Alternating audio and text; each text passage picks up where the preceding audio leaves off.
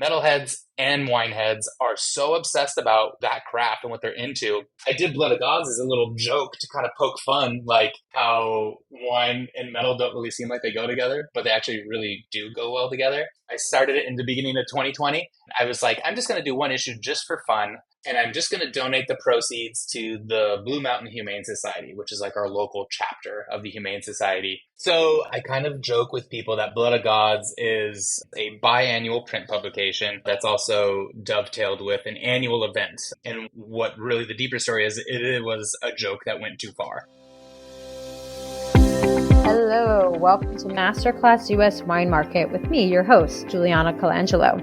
This show has been designed to demystify the U.S. market for Italian wineries through interviews with experts in sales and distribution, social media, communications, and so much more. We will quiz each of our esteemed guests in every episode to solidify the lessons that we've learned from the episode. So sharpen your pencils, get out your notebooks, and join us this week to learn more about the U.S. market.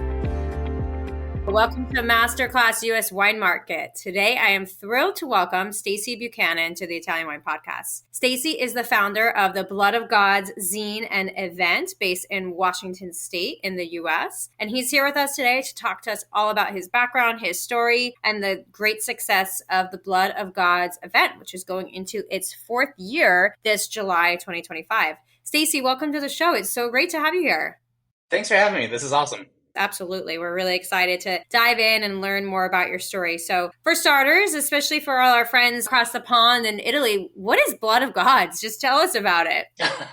So I kind of joke with people that Blood of Gods is, on its surface, it's a biannual print publication that's also dovetailed with an annual event. And what really the deeper story is, it was a joke that went too far.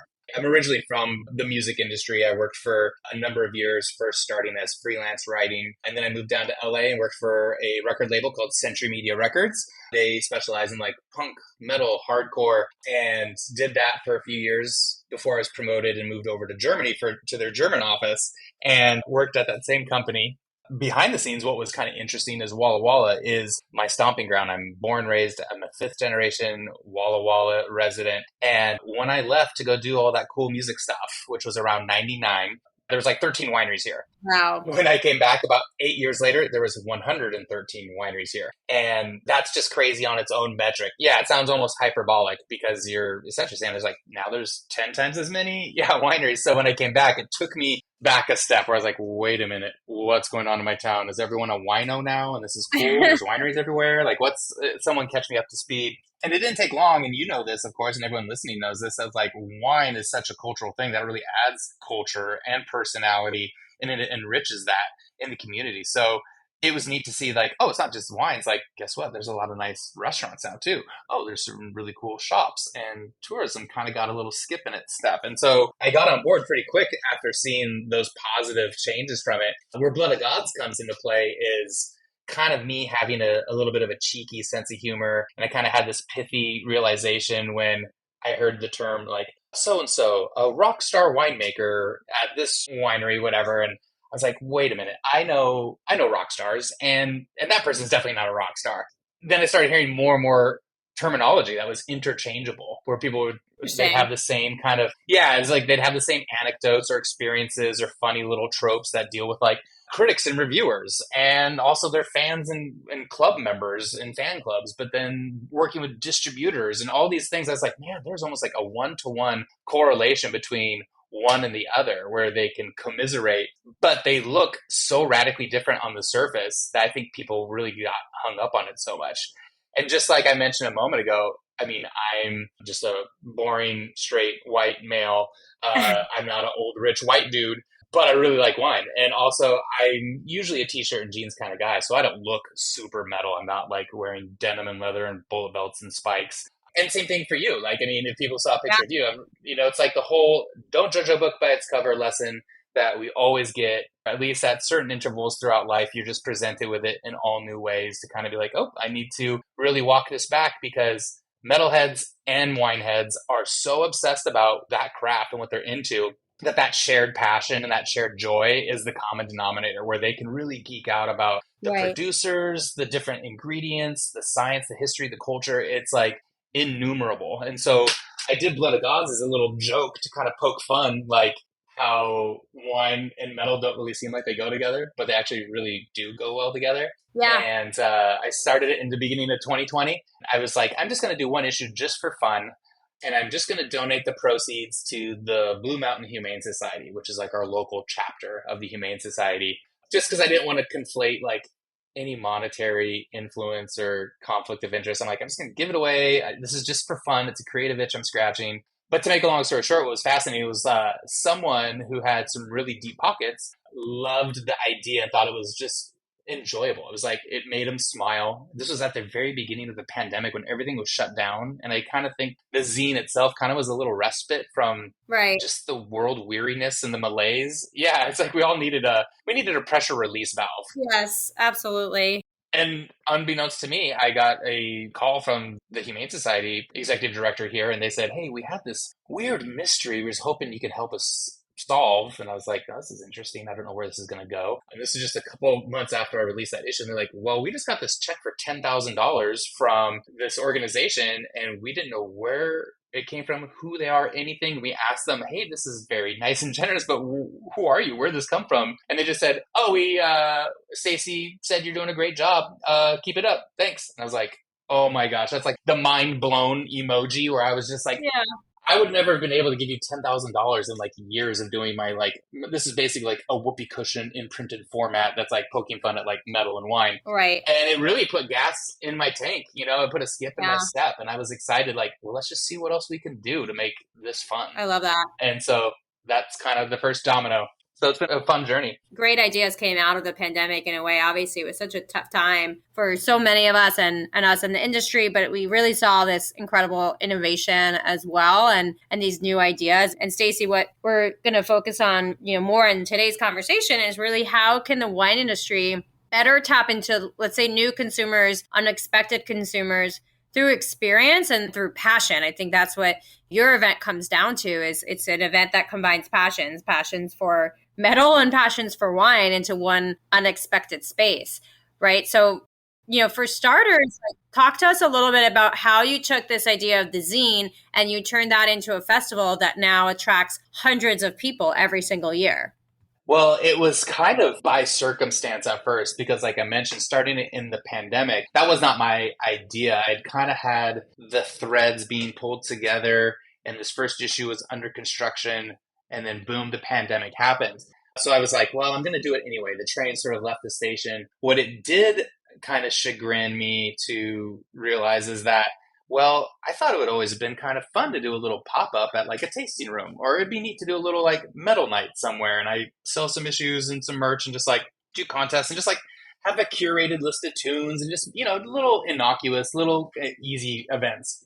But because the pandemic like really limited socializing, it kind of felt like that idea didn't really get turned off. It was just like hibernating, and the zine kind of kept growing. And so after the social restrictions kind of lessened and people were starting to do events again, it had been in the hopper cooking for like, I want to say a couple years. So I was like, I can't just do a little thing now. I got to go big. Like people have been asking about it. I've kind of been talking about wanting to do it. And so the inspiration is really to bring an issue of Blood of Gods to life. So there's, now it's grown to the point where there's sort of a few different parts to it where it really starts with a panel. Usually they're like really respected high pedigree luminaries in wine, winemakers, writers, master somms, masters of wine, but it's not academic. It's intentionally not to be so educational. We want it to be more fun and holy shit, this is the craziest experience I ever had, or my most epic fail, or funny Q&As from the audience, because we can learn a lot of stuff independently, individually, and it's not to say it's devoid of any cool nuggets of wisdom and some of that education, but its thrust and the focus is like, we have this captive audience of these really cool people. Let's like see what they would do in these certain funny situations, or learn about stuff that is off the beaten path in their past.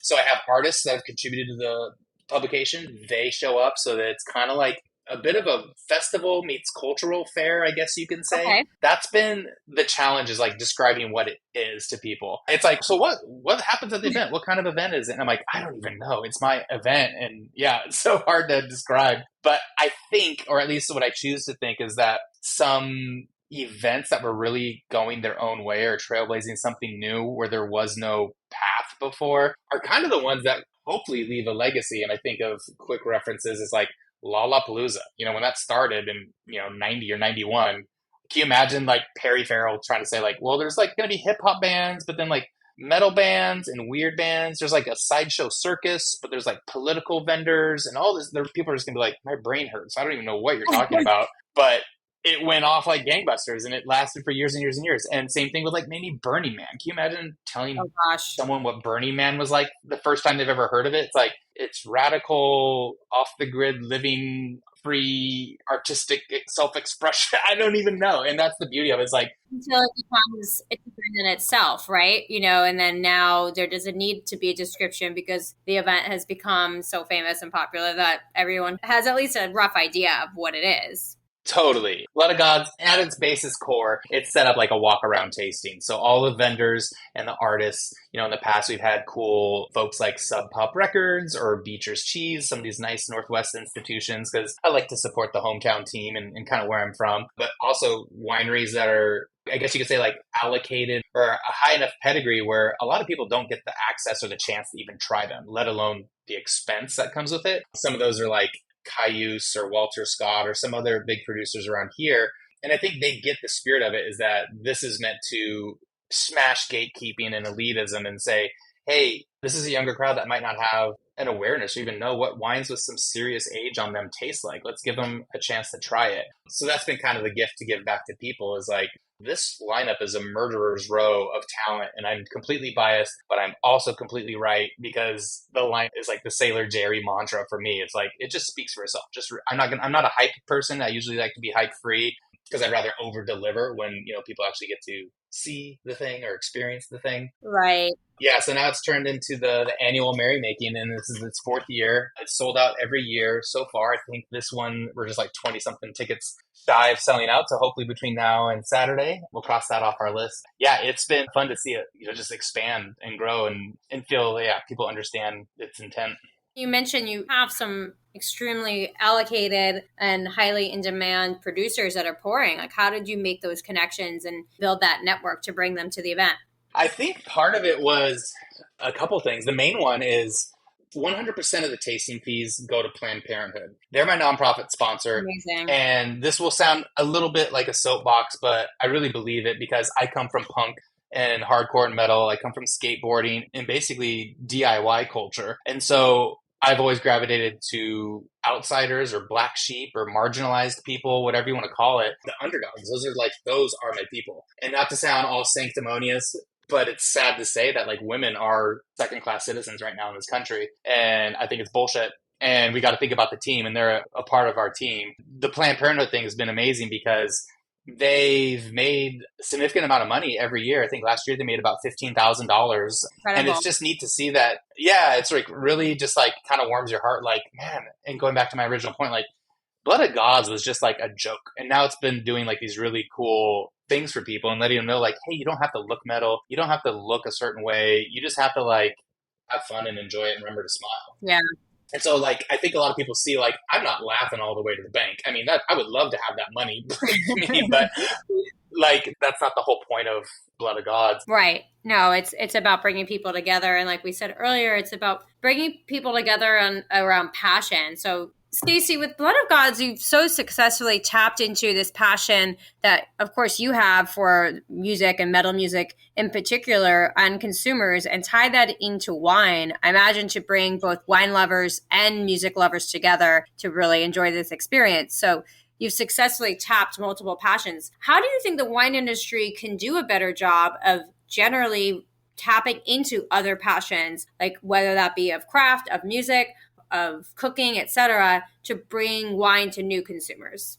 I think one of the main issues is really enforcing that your curiosity and your joy, appreciation, like you said, your passion for it, all that is required. Like the bar is really low, and I think people can be intimidated by it. And that kind of speaks to the gatekeeping and some of the elitism that's really made wine a kind of the no fun club in recent time. I think people right now, wine related, are seeing somewhat of an existential crisis where a lot of younger drinkers are going somewhere that is more fun and more inclusive and open, whether it's like, oh, we're drinking more like White Claws or seltzers and alcoholic beverages in that vein, or energy drinks, or we're just cutting back altogether. Right. So wine has been kind of like riding high for a very long time. And right now, this has definitely like rattled its cage. So I think they need to kind of go back to the point that this should be enjoyable. This should be fun. If we're not smiling, we're doing something wrong. That's kind of my North Star is like, are we having fun still? Because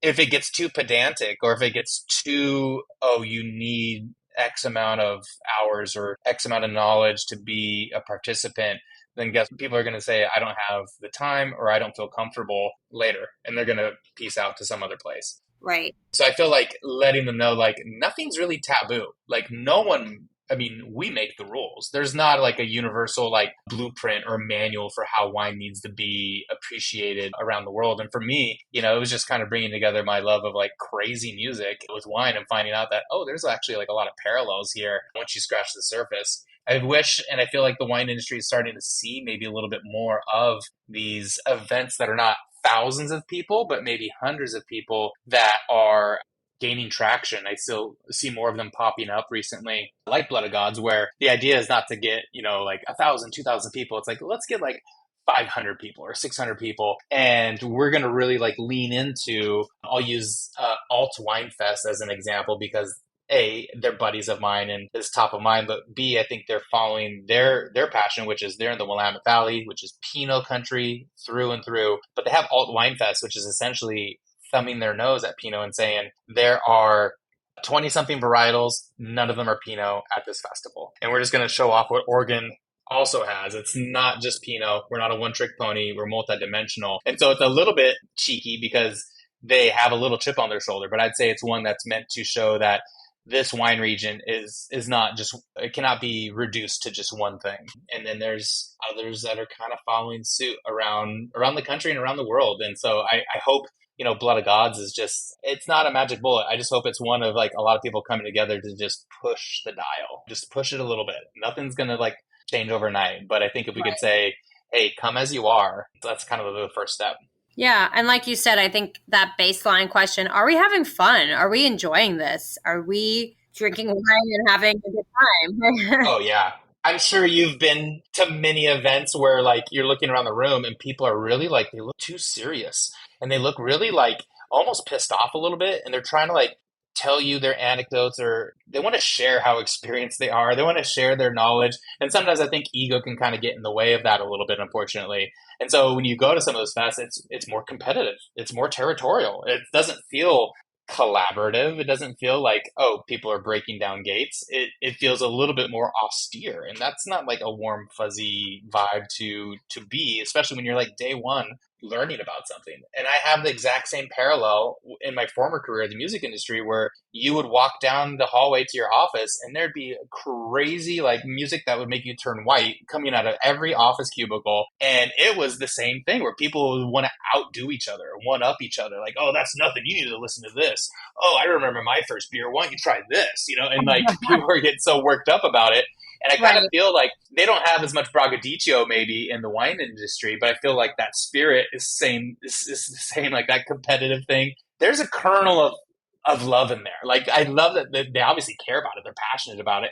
I think deep down people want to feel like they're understood. So when they're like, oh, if we knew the same references and we had the same stories and we had the same rule book that we're playing from, we can better connect. But I think it can be misguided sometimes. And that's where you look around a room at some events and it looks very much like people are folding their arms and they're very deep in thought and introspective and serious and doesn't look like anyone's enjoying themselves. And then you go to ones where it's just laughing and smiling and people are making friends. And that's part of like Blood of Gods is like, hey, if you see someone that looks like a little confused or they're trying to figure something out, like make a friend, go say hi, shake their hand, like tell them where you were just tasting. Like, that's the kind of camaraderie that I want. And I've experienced that like when I was at punk shows and people saw you were like the new kid on the block and they're like, hey, welcome, you belong here, That's awesome. Yeah. And I love that spirit of inclusivity, Stacy, that you're talking about, and using that as a really guiding light for the event and for also, thinking outside of your event as well, of just in general, of getting new consumers interested in wine, right? And,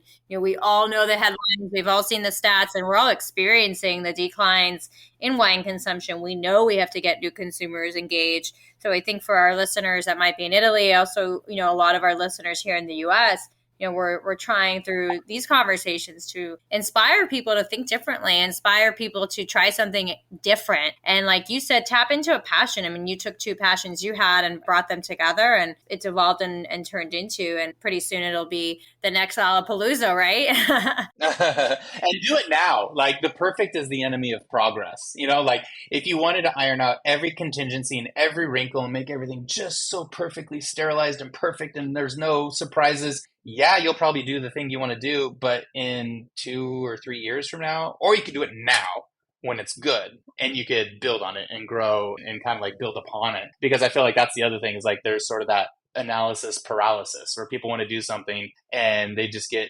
too inundated with the details or trying to make it so perfect. And, that kind of speaks to wine too. Like, some of my favorite wines are not polished within an inch of their life. They have a little verve and a little electricity and a little like wildness to them, and that's kind of where I want people. I mean, and that just speaks to my do-it-yourself mentality. Like, I don't know what I'm doing. I've never published anything before. I don't really, like, I have almost no technical ability, and that's not to sound self-flagellating. I think action is always going to trump inaction when it comes to trying to create things, because you're really just going to be robbing yourself of really cool, valuable experiences and lessons along the way. Right, exactly. And I think, just as an industry, that's a philosophy that maybe we can all better embrace, is just try it now. I mean, what is there to lose, right? And yeah, just like some things with flaws are a little more interesting. That's life too, right? No, life's not always perfect. So I think we can relate that back to just events and experiences and wine as well. Oh, yeah. I mean, wine is like a good canary in the coal mine, so to speak, where it's like, wine is this kind of feral, untamed thing. It's out of our control. We're just trying to trying to usher it forward or help guide it along. Right. Exactly. Stacy, over the last few years that you've been doing the event, what have you found to be the most effective way of getting the word out and growing your audience? Like, has it been word of mouth? Has it been social media? What has really worked best? Just getting into some of the tactics of how do we make these events work? I think for me, it's what I've sort of encountered just from my experience. It is a culmination of things. And I wish there was like a one magic bullet where I could say, like, I worked with this agency or I tried this service, and it just like, boom. But it's really a sum of its parts thing where I don't know. I feel like I've said this in some interview recently, and I feel it in my bones, but it's essentially saying like, it should be a two-way street. So if you are enjoying something, like, okay, Juliana, you really like wine and it fulfills you and, brings you a lot of joy and a lot of happiness. So what are you doing in return to wine? What are you doing for it to like help support it? It's like a two-way street. And it kind of feels like that JFK quote, like, that's not what your, country could do for you, but what you could do for your country. And I kind of feel like that was the same thing in like, heavy metal and punk, where it's like, if this thing nourishes you, you have to nourish it in return. You have to give it life and vitality, like keep it living. So if you are into crazy music, like, start a band, start writing, do a zine, book a show, do a college radio show, do anything, literally do anything to return the favor. And same thing with wine. Oh, you really like wine? Why don't you start a wine tasting group with some friends? Or why don't you take a course? Or why don't you try reviewing wines? Literally do anything to give back. And so I kind of feel like I never try to worry about what's going to settle the score. Like, am I putting too much time in this? Am I putting too much? I'm just like, just keep giving, just keep giving, just keep giving. Like, don't worry about it. Like, you can't even understand the mathematics of the universe anyway and what is happening on a universal scale. So just like, try to keep giving and giving. And, sometimes that's like, I give away lots of copies of the publication. Sometimes I give away, I don't know, just like my time and my resources. Right. And just don't ever ask for anything. Just keep giving, like, give everything. And that's like, I mean, that's just my personal experience. There's no rule book. I don't want to sound dogmatic, because I think that's actually what I'm strongly against. But I want to just at least illustrate the point that, like, if you like this thing, celebrate it. Right. Like, show it that you love it and pretend like it's almost like an entity, Totally. And I think, you've given us so many great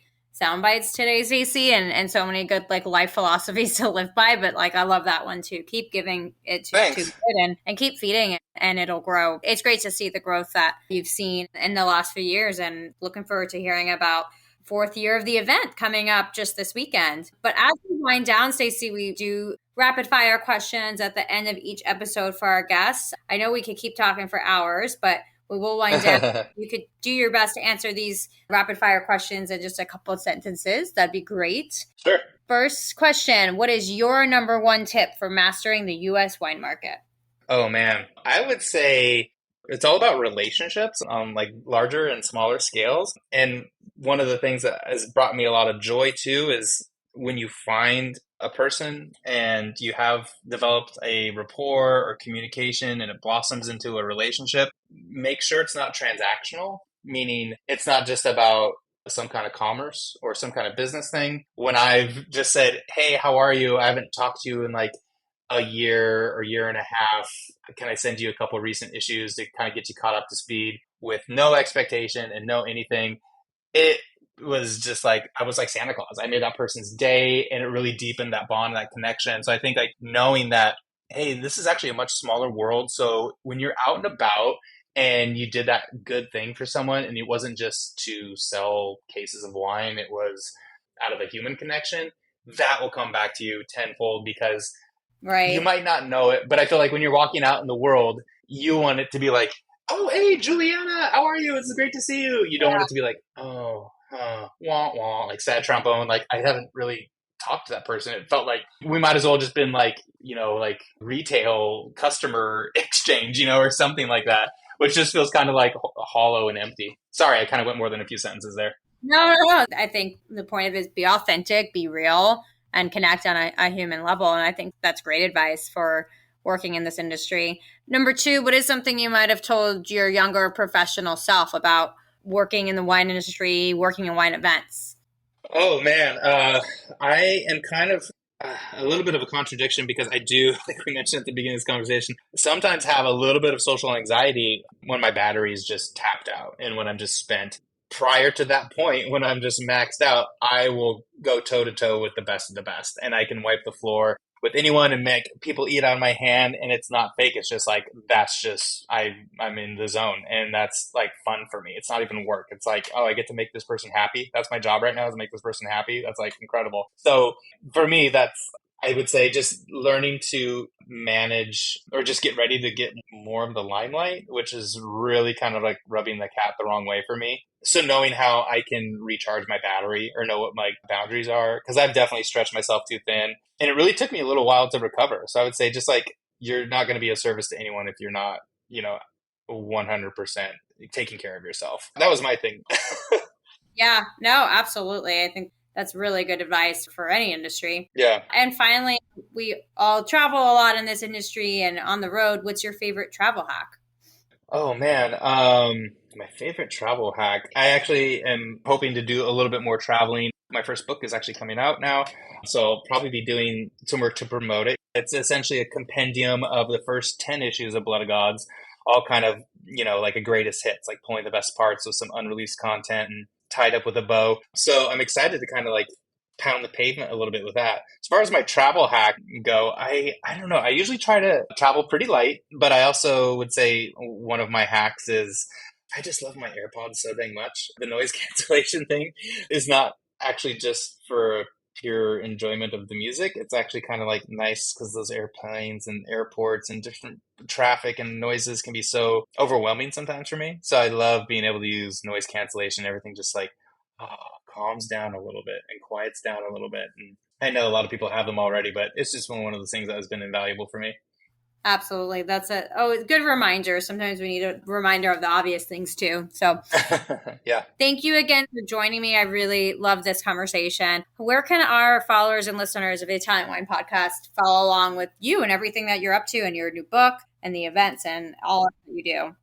Well, I'd say Instagram's probably the center of my universe and the main hub that I operate through, which is just Instagram.com/Blood of Gods Zine. So, or you can just do like the @Blood of Gods Zine to find me on there. And then usually through there, people can kind of click through my links and sort of see the different events, the different projects. I sell not just copies of the publication, but also there's some cool merchandise and some fun stuff, and kind of see like where things go and how the story unfolds.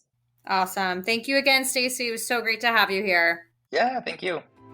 Thank you for joining me today. Stay tuned each week for new episodes of Masterclass US Wine Market with me, Juliana Colangelo. And remember, if you've enjoyed today's show, hit the like and follow buttons wherever you get your podcasts.